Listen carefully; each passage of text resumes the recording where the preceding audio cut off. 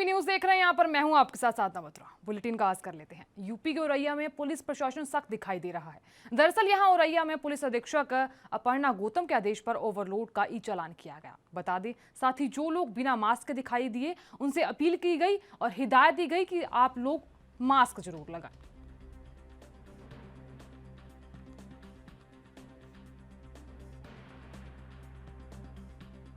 Auraiya SP के निर्देश पर जनपद में चलाए जा रहे वाहन चेकिंग अभियान, वहीं औरैया यातायात प्रभारी ने दिव्यापुर रोड स्थित वाहन चेकिंग अभियान चलाया। हम आपको बता दें, जो ऑटो सवार थे ओवरलोड चल रहे थे उनके 15 चालान किए और जो लोग बिना मास्क के घूम रहे थे उनको हिदायत दी गई कि मास्क लगाकर चलें, जान है तो जहान है। और जो बाइक सवार लोग थे, जो 3 लोग घूम रहे थे, उनको भी ई चालान किए गए। शिवम पाल, एएनबी।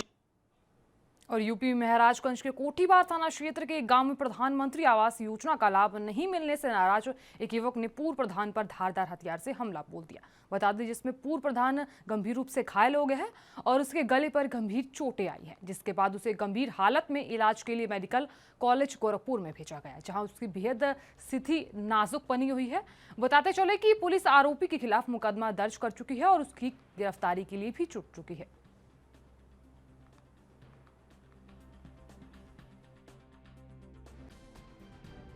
क्या मामला है? चाकू नहीं, हंसिया से वार किया गया है। एक कोठीबार थाने के गौरी बढ़ईपुरवा गांव है। इसमें एक पूर्व प्रधान था, उस पर गाँव के ही एक युवक ने इस बात का आरोप लगाते हुए कि जब ये प्रधान था तब इसने उसको आवास आवंटित नहीं किया, इस पर हंसिया से वार किया है और उसको उपचार के लिए रेफर किया गया है गोरखपुर। और इसके विरुद्ध मुकदमा पंजीकृत हो गया है। शीघ्र इसकी गिरफ्तारी हो जाएगी। और उधर छत्तीसगढ़ की बात कर लेते हैं। छत्तीसगढ़ में प्रस्तावित लेमरू हाथी रिजर्व पर राज्य सरकार यू टर्न की भूमिका बना रही है। आपको बता दें, सरगुजा क्षेत्र के विधायकों से एक प्रस्ताव लेकर हाथी रिजर्व का क्षेत्रफल 1995 वर्ग किलोमीटर की जगह केवल 450 वर्ग किलोमीटर तक सीमित करने की तैयारी है। और उधर वन विभाग ने प्रधान मुख्य वन संरक्षक से बाकायदा प्रस्ताव मंगा लिया है और अब इसे अगली कैबिनेट में रखने की तैयारी है। दरअसल यहाँ अगस्त 2019 में राज्य मंत्रिपरिषद ने 1995.48 वर्ग किलोमीटर क्षेत्र में लेमरू हाथी रिजर्व बनाने का प्रस्ताव किया गया था। फैसला हो गया, लेकिन इसके बावजूद तकनीकी वजहों से अधिसूचना जारी नहीं की गई। इस बीच हसदेव नदी के जलग्रहण क्षेत्र और जैव विविधता बचाने के नाम पर इसके विस्तार का प्रस्ताव बना। तय हुआ कि इसे 3827 वर्ग किलोमीटर कर दिया जाएगा और हाथी रिजर्व में जशपुर, बलरामपुर, सूरजपुर, कोरबा जिले का बड़ा हिस्सा आ रहा था। और ऐसे में वन विभाग कह रहा है कि स्वास्थ्य मंत्री टीएस सिंहदेव, लेलुंगा विधायक चक्रधर सिंह सिदार, भरतपुर सोनहत विधायक गुलाब कमरो और मनेन्द्रगढ़ विधायक डॉक्टर विनय जायसवाल, लुंड्रा विधायक डॉक्टर प्रीतम राम और कटघोरा विधायक पुरुषोत्तम कंवर और कुनकुरी विधायक यूडी मिंज और कोरबा विधायक मोहित राम ने लेमरू हाथी रिजर्व को 450 वर्ग किलोमीटर तक सीमित करने का अनुरोध किया है। आपको बताते चलें कि स्थानीय ग्राम पंचायतों ने हाथी रिजर्व का क्षेत्र सीमित रखने का अनुरोध किया था और उनको आशंका यह है कि इससे उनकी आजीविका बाधित होगी, गतिविधियां सीमित हो जाएंगी। और ऐसे में यहाँ विभाग ने बड़ा फैसला लिया और विभाग ने बड़ा फैसला लेते हुए लेमरू हाथी रिजर्व का क्षेत्रफल 450 वर्ग किलोमीटर करने और उसकी सीमाओं के निर्धारण का प्रस्ताव मंत्रिपरिषद के सामने रखा जाए। इस प्रस्ताव पर मंत्रिपरिषद का रुख क्या होता है, ये तो कुछ दिनों बाद ही पता चलेगा।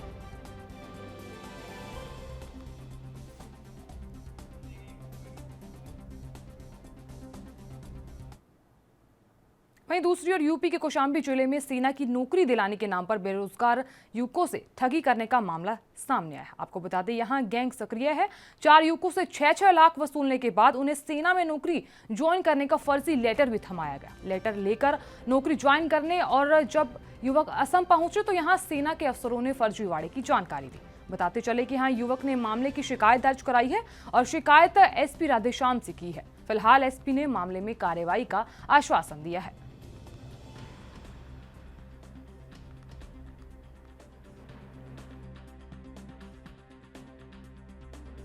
देखिए, कल एक व्यक्ति आए हुए थे, स्टूडेंट थे। उनका आरोप है कि कुछ लोगों ने उनके साथ और उनके साथियों के साथ जो है फर्जी नौकरी दिलाने के नाम पर जो है काफ़ी पैसे ले रखे हैं। उनके प्रार्थना पत्रों को हम लोगों ने साइबर सेल को मार्क कर दिया है और अभी भी मैं उनकी मॉनिटरिंग कर रहा हूं और हम लोग उस पर जांच कर रहे हैं और जैसे ही तथ्य प्राप्त होगा उसके आधार पर जो शामिल इसमें गैंग में लोग हैं उनके खिलाफ विधिक कार्रवाई की जाएगी। अरे वो सर खेत बेच के और गहना गुड़िया रखते और क्या किस्त वगैरह और वो करके सब वो करके दिए हैं पैसे इन लोगों को। सर एक लड़की भागलपुर से इन दीपक और राहुल को पकड़ के लेके यहाँ सूजी वाले को दे दिए हैं। उसमें अभी तक 1 महीने से कोई कार्रवाई नहीं हुआ। फिर इसके बाद यहाँ आके एसपी कार्यालय में हमने फिर से एप्लीकेशन दिया। सर कोई वो नहीं मिल रहा है हम लोगों को।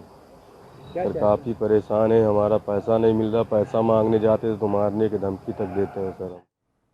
उत्तराखंड की बात कर लेते हैं। उत्तराखंड में भारी बारिश की चेतावनी जारी करते हुए मौसम विभाग ने येलो अलर्ट जारी कर दिया है। बता दें यहां मौसम विभाग की तरफ से प्रदेश के पौड़ी, टिहरी, देहरादून, पिथौरागढ़, बागेश्वर, नैनीताल जिलों में भारी बारिश की संभावना जताई जा रही है। और उधर मौसम विभाग के पूर्वानुमान के अनुसार 7 जुलाई को बागेश्वर, नैनीताल में भारी बारिश हो सकती है। और 8 जुलाई की बात करें तो 8 जुलाई को इन तीनों जिलों के साथ देहरादून, टिहरी, पौड़ी में भी भारी बारिश के साथ आकाशीय बिजली गिरने की संभावना है। रविवार को कुमाऊं, गढ़वाल मंडल के कुछ जिलों में हल्की से मध्यम बारिश दर्ज की गई है। और मौसम विभाग के अनुसार 7 से 8 जुलाई के बाद बारिश में कुछ तेजी आएगी। बताते चले बागेश्वर, नैनीताल, पिथौरागढ़ जिलों में हल्की बारिश की संभावना जताई जा रही है।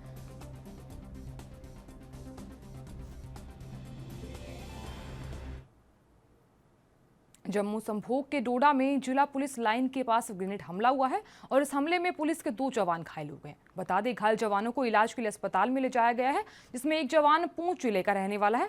उधर हमलावरों की तलाश में इलाके की घेराबंदी कर दी गई है और घेराबंदी करते हुए अभियान भी शुरू कर दिया गया है। बताते चले इस मामले में कि डोडा में लोगों ने आतंकवाद का बहुत बुरा दौर देखा है और कई लोगों ने अपनों को इस आग में खोया भी है। और 1999 से 2010 तक बहुत लोगों का बहुत खून बहा है। कुल्हाद और चापनादी कांड में आतंकवादियों ने बारपता की सारी हदें तोड़कर लोगों को मारा था। दहशत के चलते सैकड़ों लोग यहां पलायन को मजबूर हो गए थे। लेकिन यहां साल 2010 की बात करें तो 2010 में लोगों को एक उम्मीद जागी और इसी साल जिले से आतंकियों का खात्मा कर डोडा को आतंकवाद मुक्त जिला घोषित कर दिया गया था।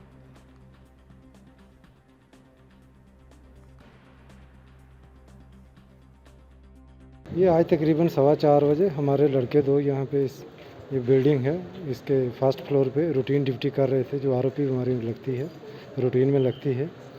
दोनों लड़के बैठे हुए थे। तो ये बिल्डिंग जो है ये सभी साइड से ओपन है। तो बैक साइड से आके किसी ने ये ग्रेनेड लॉक किया है, ग्रेनेड ब्लास्ट हुआ है। उसमें हमारा एक सिलेक्शन ग्रेड ज़हूर अहमद, उसको माइनर इंजरीज आई हैं। बाकी इस मसले में जो बाकी तफ्तीश है वो चल रही है और मौके से ग्रेनेड का लीवर भी मिला है। सर कितने टाइम बाद ये इस तरह का इंसिडेंट यहाँ पे हुआ है और कुछ सस्पेक्ट भी इसमें अभी तक क्या पकड़े गए हैं? नहीं, अभी तक वैसा तो पकड़े तो नहीं गए, बट हम काम कर रहे हैं उसके ऊपर। तो हम उम्मीद है कि हम जल्दी इन तक पहुँचेंगे। तो किस तरह का ब्लास्ट आपको यहाँ पे उधर हिमाचल प्रदेश के कुल्लू के देव सदन में आयोजित की गई मंडी बीजेपी संसदीय क्षेत्र के पदाधिकारियों की बैठक को संबोधित करते हुए राष्ट्रीय बीजेपी अध्यक्ष यहां जगत प्रकाश नड्डा ने पार्टी कार्यकर्ताओं से 2 विधानसभा क्षेत्रों और 1 लोकसभा चुनाव क्षेत्र के लिए होने जा रहे उपचुनावों में बीजेपी की जीत सुनिश्चित करने के लिए एक समर्पण समन्वय के साथ काम करने का आग्रह किया है। बता दें बीजेपी के राष्ट्रीय अध्यक्ष जेपी नड्डा ने कहा कि पार्टी कार्यकर्ताओं को केंद्र और राज्य सरकारों की नीतियों, कार्यक्रमों, उपलब्धियों को प्रभावी ढंग से उजागर करना चाहिए ताकि बीजेपी को जमीनी स्तर पर मजबूत किया जा सके। यहां पार्टी पदाधिकारियों को ये भी सुनिश्चित करना चाहिए कि वो नए जोश के साथ अपनी जिम्मेदारियों का निर्वहन करें।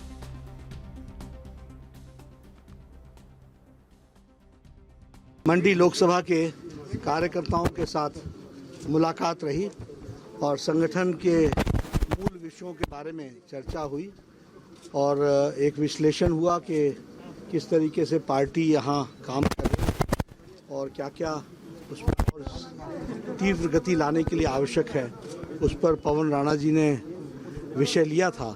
फिर जयराम जी का मार्गदर्शन मिला और हमारे प्रदेश अध्यक्ष जी का मार्गदर्शन मिला।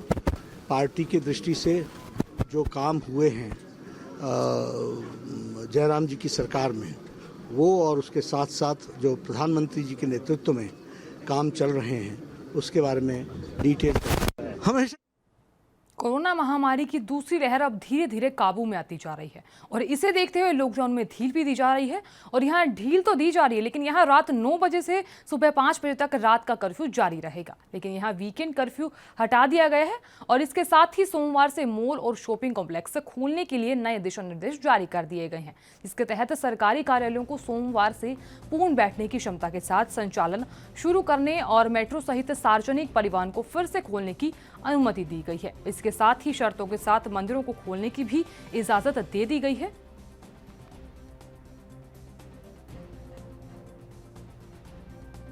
हमारा ये संस्था का पीठाधिपति परम पूज्य डॉक्टर अप्पा जी का आदेश और मातोश्री दाक्षिणी ताई आवा जी का आदेश के अनुसार आज सुबह ये देवस्थान सार्वजनिक दर्शन के लिए खुला किया सो है।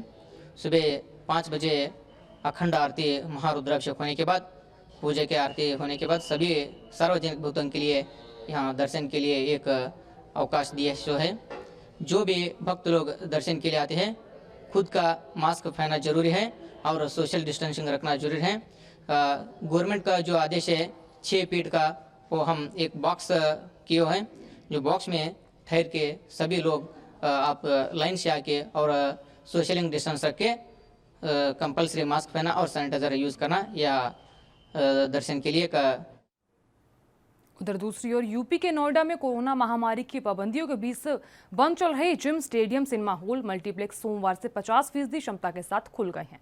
हालांकि फिल्म दर्शकों को अभी फिल्मों के रिलीज होने तक का इंतजार करना होगा। आपको बता दें, सिनेमा हॉल संचालकों को शंका है कि अभी सिनेमा हॉल पूर्व की भांति नहीं चलेंगे। उनका ये कहना है कि सब कुछ ठीक रहा तो जल्द ही सिनेमा हॉल खुल जाएंगे।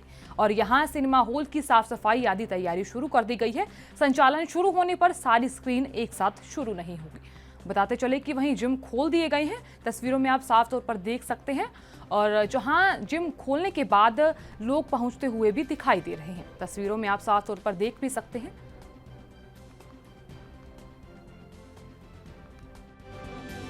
अच्छा लग रहा है अपने प्रोफेशन में वापस आने के बाद।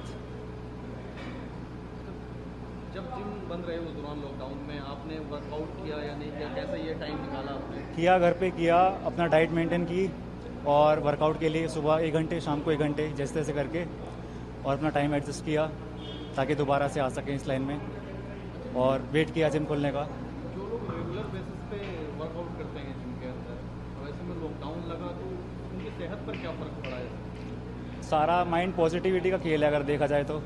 अगर बंदा घर पे करेगा तो घर पे भी कर सकता है, बाकी डाइट मेंटेनेंस के ऊपर होता है। अगर इंसान दिमाग से चलेगा तो सब कर सकता है, ऐसा कोई हार्ड टाइम नहीं है। अब चूँकि कोविड है और कोविड के बाद जिम ओपन हुआ है, ऐसे में प्रोटोकॉल का पालन करते हुए वर्कआउट करना है, तो कितना बदलाव नजर आ रहा है? क्योंकि मास्क भी लगाना है, सोशल डिस्टेंसिंग का भी ख्याल रखना है। बदलाव ये है कि साथ में जहाँ हम सारा सामान लेके चला करते थे वहाँ हमें कुछ चीज़ें और ऐड कर लेनी है, जैसे कि मास्क हो गया, सैनिटाइज़र, और साथ में दूरी बना के रखनी है लोगों से, सोशल डिस्टेंसिंग, और लोगों से बातचीत कम करनी है वर्कआउट के टाइम ताकि कांटेक्ट कम बना रहे।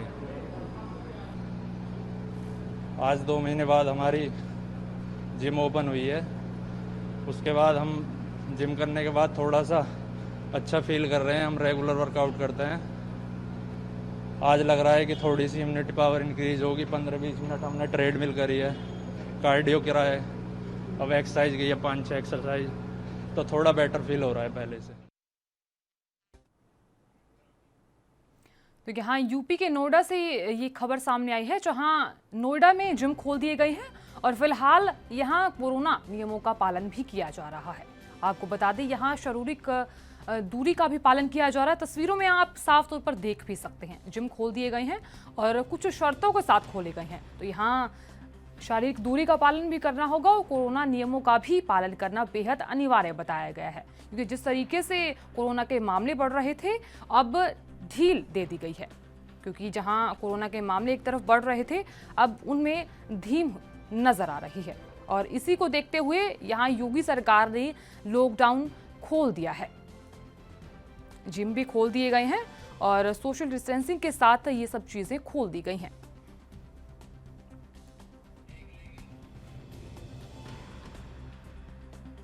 जिले में एक सनसनीखेज वारदात का मामला सामने आया, जहां रास्ते से निकलने के विवाद और जुआ खेलने को लेकर एक विवाद हुआ और विवाद इतना बढ़ गया कि दोनों पक्षों में आपस में झगड़ा हो गया। एक पक्ष ने दूसरे पक्ष को जमकर लाठी डंडों से पीटा और फायरिंग करते हुए एक को घायल कर दिया। घटना में घायल चारों लोगों को राट सीएचसी में भर्ती कराया गया है और यहां हालत बेहद ज्यादा गंभीर देखते हुए सभी घायलों को डॉक्टरों ने झांसी रेफर कर दिया और यहां पुलिस ने पूरे मामले पर मुकदमा दर्ज कर लिया है। बताते चले कि अब मुकदमा दर्ज करते हुए छानबीन शुरू कर दी है।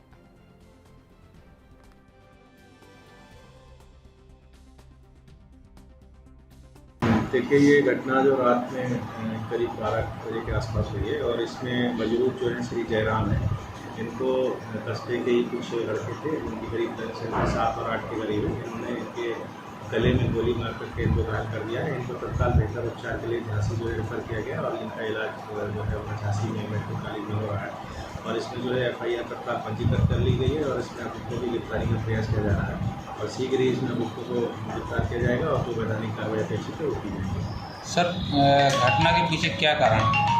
देखिए, जो घटना के पीछे जो मोटिव है उसमें 2 मोटिव बताए जा रहे हैं कि जब ये रास्ते से जो इनकी चोट लगी, उनके चाचा जब आ रहे थे तब रास्ते में निकलने को लेकर के विवाद हुआ और दूसरा एक ये आ रहा है कि वहाँ पे सबका जुआ वगैरह खेला जाता था, उस बात को लेकर के विवाद हुआ है। अभी जो भी मजरूब हैं या जो जिम्मेवार व्यक्ति हैं वो अभी झांसी में है और इसमें जैसे ही उनसे संपर्क होगा तो घटना का सही मोटिव जान करके उसको विवेचना में शामिल किया जाएगा।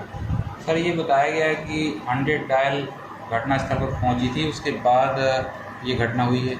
जी हाँ, जैसे ही इन्होंने घटना 112 पे फ़ोन किया था, जब रास्ते को लेकर विवाद हुआ तो मौके पर पहुंची थी और इन्होंने फिर आपस में सहमति कर ली थी कि हम आगे की कार्रवाई नहीं चाहते। जो पालक था उनका ये कहना था, इस वजह से जो है 112 अपने जो है नियमानुसार लौट गई थी।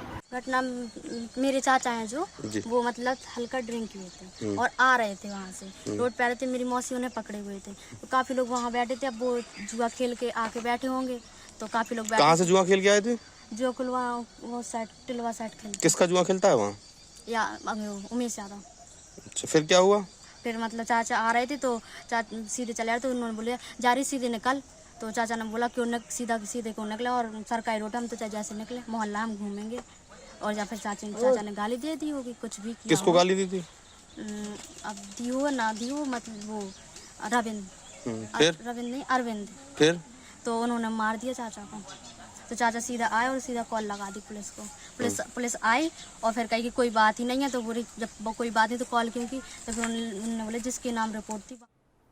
मध्य प्रदेश के बालाघाट में किसी अज्ञात व्यक्ति ने गोवंश यानी कि गाय काट दी और जिसकी जानकारी मिलने पर ग्रामीणों ने बेहद रोष प्रदर्शन किया।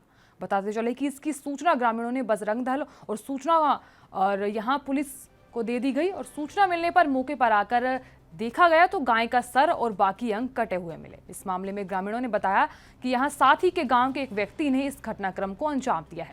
फिलहाल पुलिस ने मौका स्थल पर मिले अवशेष जब्त कर लिए हैं और आगे की जांच में जुट गई है।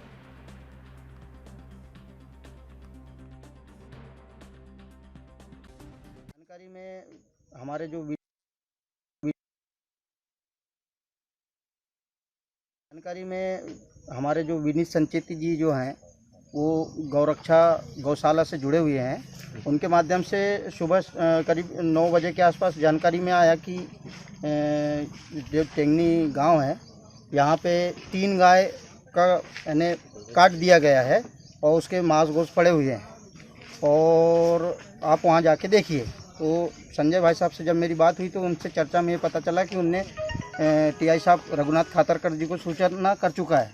तो मैं वहाँ से आ गया।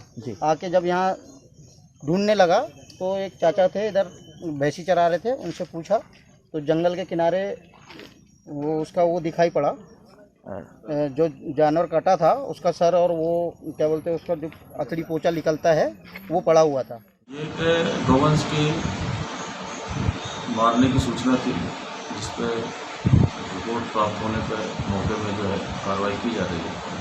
इस संबंध में FIR दर्ज की जा चुकी है और अग्रिम योजना जारी है। क्या कुछ चीज़ें जब्त हुई हैं सर?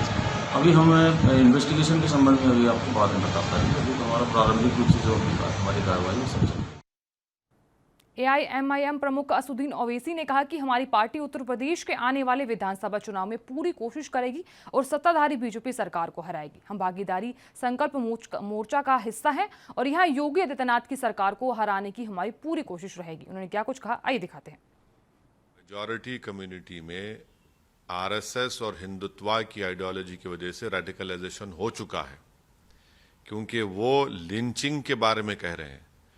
तो हमारा मानना यह है कि RSS अगर मानती है कि मुसलमानों का लिंचिंग हो रहा है तो क्यों हो रहा है, करने वालों का क्या ताल्लुक हिंदुत्व की आइडियोलॉजी से है या नहीं है, और अगर हो रहा है तो क्या उनका रेडिकलाइजेशन अगर हुआ है तो उसका जिम्मेदार क्या RSS और हिंदुत्व की आइडियोलॉजी, जिन्होंने पीलू खान को मारा, रकबर को मारा, अलीमुद्दीन को मारा और आपके अखलाक को मारा, आसिफ को मारते हैं और महापंचायत करके बीजेपी का स्पोक्स पर्सन कहता है कि क्या हम इनको मर्डर भी नहीं कर सकते? तो क्या इन तमाम लोगों को मोहन भगवत, जनाब मोहन भगवत, RSS इनको डिसोन करेगी? और क्या वो सरकार पर दबाव डालेगी कि लिंचिंग के खिलाफ? बिल्कुल, हम तो मेरी 3 महीने की पुरानी स्पीच है उत्तरला में। MIM पार्टी पूरी कोशिश करेगी कि आइंदा विधानसभा के चुनाव में योगी आदित्यनाथ और बीजेपी की सरकार को शिकस्त दी जाए। ये तो हमारा शुरू से स्टैंड रहा है और हम भागीदारी संकल्प मोर्चा का हिस्सा हैं, जिसके ओम प्रकाश राजभर उसके कन्वीनर है। हमारी पूरी कोशिश होगी, यकीनन कोशिश होगी, क्यों ना हो। डेमोक्रेसी में हमको ये पूरा इख्तियार हासिल है, क्योंकि योगी सरकार कोविड के दौरान गंगा के ऊपर नदी के किनारे लाशों के अंबार पर। हरियाणा की बात कर लेते हैं। हरियाणा के खेल युवा मामले के मंत्री संदीप सिंह ने कहा कि यहां शाहबाद हॉकी स्टेडियम में खेलो इंडिया गेम से पहले चेंजिंग भवन का निर्माण किया जाएगा और इस 2 मंजिला चेंजिंग भवन में आधुनिक सुविधाएं उपलब्ध कराई जाएंगी। बता दें, इस प्रोजेक्ट पर राज्य सरकार की तरफ से 3.50 करोड़ रुपए खर्च किए जाएंगे और यहां खेल राज्य मंत्री हॉकी स्टेडियम शाहबाद में चेंजिंग भवन के निर्माण कार्य के शुभारंभ अवसर पर बोल रहे थे और उन्होंने लोक निर्माण विभाग के कार्यकारी अभियंता से प्रोजेक्ट की ड्राइविंग और भवन में उपलब्ध करवाई जाने वाली सुविधाओं के बारे में विस्तार से जानकारी हासिल की। उन्होंने बताया कि इस प्रोजेक्ट का नाम चेंजिंग भवन है और इस भवन को 2 मंजिला बनाया जाएगा और यहाँ मीडिया कक्ष, ब्रॉडकास्टिंग कक्ष, खिलाड़ियों के लिए चेंजिंग कक्ष, मैनेजर कक्ष समेत आवश्यकता अनुसार तमाम सुविधाएं होंगी। खेल राज्य मंत्री ने अधिकारियों को आदेश दिया और यहां आदेश देते हुए कहा कि इस प्रोजेक्ट को खेलो इंडिया गेम से पहले बनाया जाए और निर्माण कार्य की सामग्री की गुणवत्ता पर विशेष फोकस रखना है। इस मामले में जरा सी भी लापरवाही सहन नहीं की जाएगी। उन्होंने ये भी कहा कि शाहबाद का नाम हॉकी के लिए पूरे विश्व में जाना जाता है और इसीलिए इस क्षेत्र को राज्य सरकार की ओर से 3 करोड़ 50 लाख रुपए की सौगात दी गई है।